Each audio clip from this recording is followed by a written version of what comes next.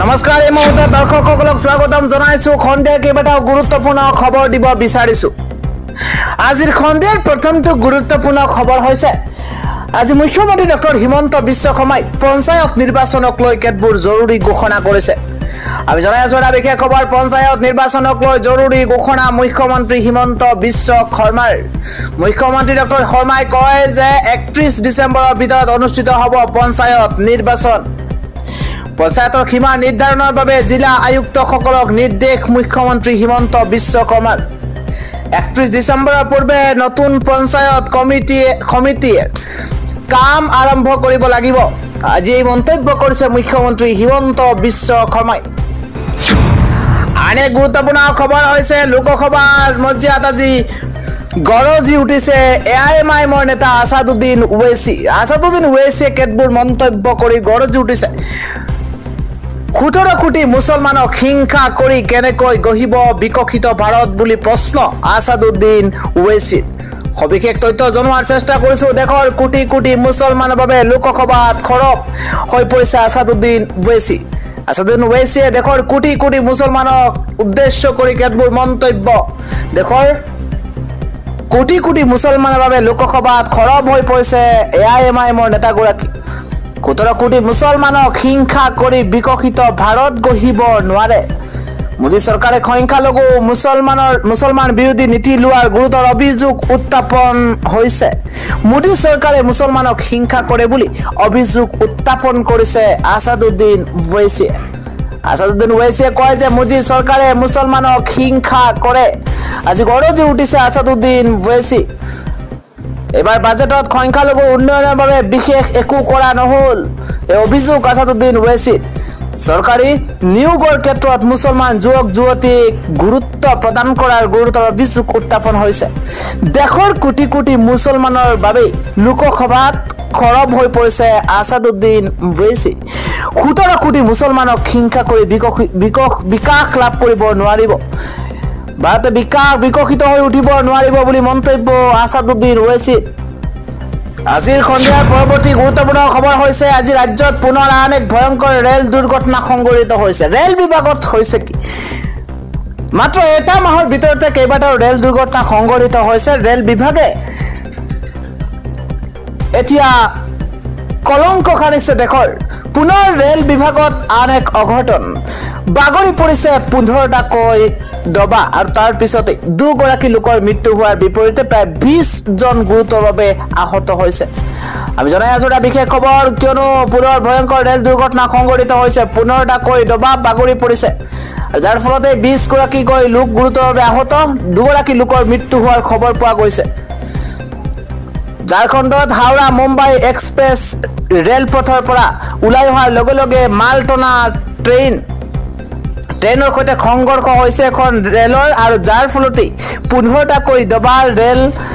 ৰেলপথৰ পৰা বাগৰি পৰিছে আৰু তাৰ পিছতে ভয়ংকৰ ৰেল দুৰ্ঘটনা সংঘটিত হৈছে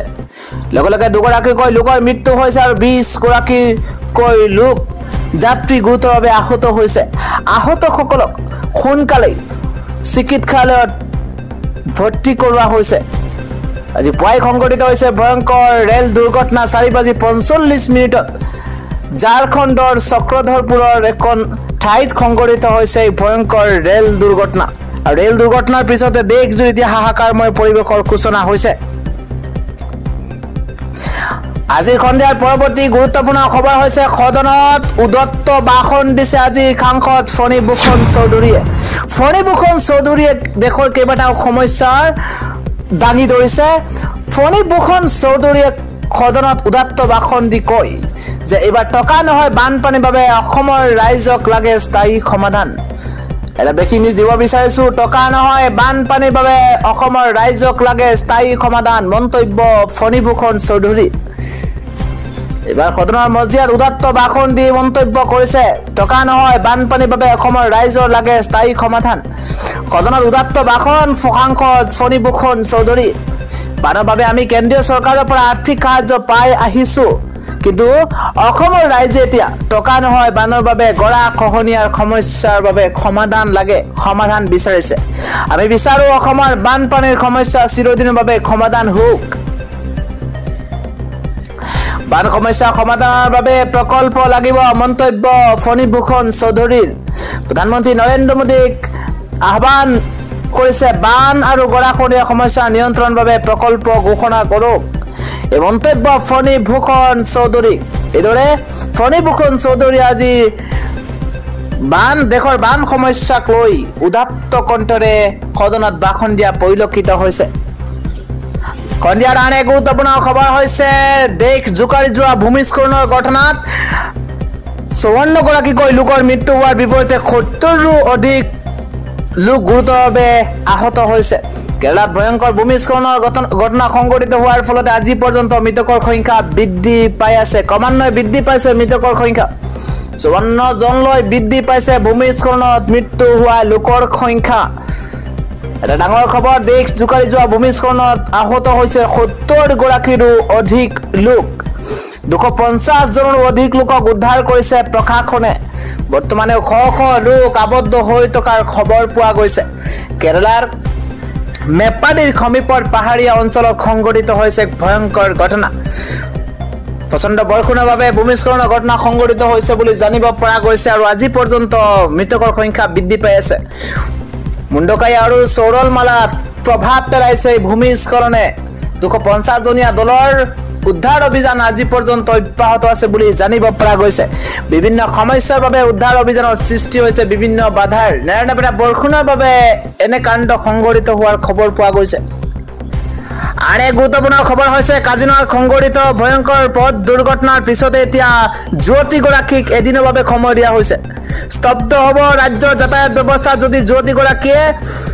ড্ৰাইভাৰজনৰ ওচৰত ক্ষমা নিবিচাৰে তেন্তে ৰাজ্যৰ যাতায়াত ব্যৱস্থা স্তব্ধ কৰাৰ হুংকাৰ চালক সন্থাৰ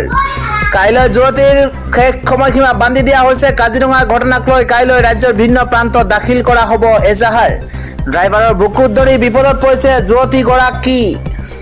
এজাহাৰ দাখিলৰ পূৰ্বে যুৱতীগৰাকীক ক্ষমা খোজাৰ শেষ সুযোগ ড্ৰাইভাৰ এছ'চিয়েশ্যনৰ যদিহে যুৱতীগৰাকীয়ে ক্ষমা নোখোজে তেন্তে ভয়ংকৰ আন্দোলনৰ হুংকাৰ দিয়া হৈছে নিৰ্দিষ্ট সময়সীমাৰ ভিতৰতে ক্ষমা নোখোজিলে বন্ধ হ'ব যাতায়াত ব্যৱস্থা তিনিচুকীয়াৰ লগতে ৰাজ্যৰ ভিন্ন প্ৰান্তত এজাহাৰ দিয়াৰ কথা উল্লেখ ৰূপম দত্তৰ ওচৰত ক্ষমা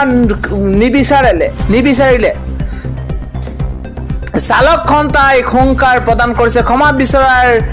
এদিন সময় দিছে চালকক দুৰ্ব্যৱহাৰ কৰা যুৱতীলৈ মাত্ৰ এদিনৰ সময়সীমা বান্ধি দিয়া হৈছে যদিহে ক্ষমা বিচাৰে তেন্তে বাচিব যদিহে ক্ষমা নিবিচাৰে তেন্তে কঠোৰ আন্দোলনৰ হুংকাৰ ড্ৰাইভাৰক দুৰ্ব্যৱহাৰ কৰা মানি লোৱা নহ'ব এদিনৰ ভিতৰত ক্ষমা নোখোজিলে স্তব্ধ হ'ব যাতায়াত কৰ্মবিৰতি ঘোষণা ৰাজ্যৰ চালক সমাজৰ আজি সন্ধিয়া শেষৰটো গুৰুত্বপূৰ্ণ খবৰ হৈছে কংগ্ৰেছৰ পৰা